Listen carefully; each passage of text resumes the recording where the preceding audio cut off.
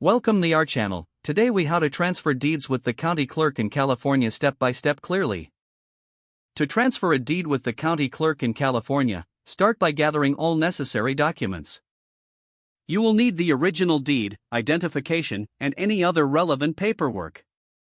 Check your local county clerk's website for specific requirements related to your county. Visit the county clerk's office during business hours or access their online services if available. Request the form for the transfer of deed at the counter or download it online.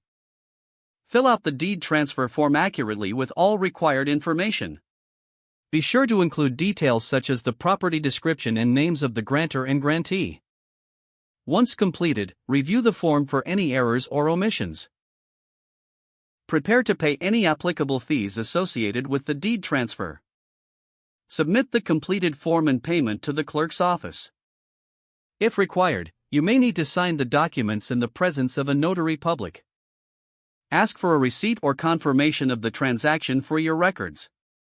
Finally, keep a copy of the updated deed for your files once the transfer is processed. Check back with the county clerk's office if you do not receive confirmation within a few weeks.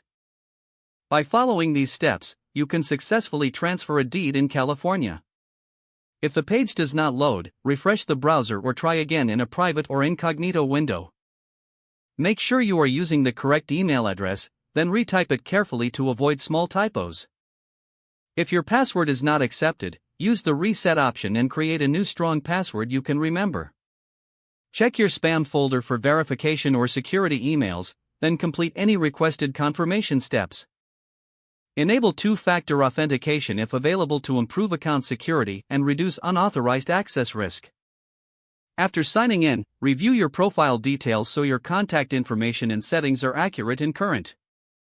If you see an error message, note it down and try again after restarting your device and internet connection. Log out when you finish, especially on shared devices, to keep your account and payment information secure.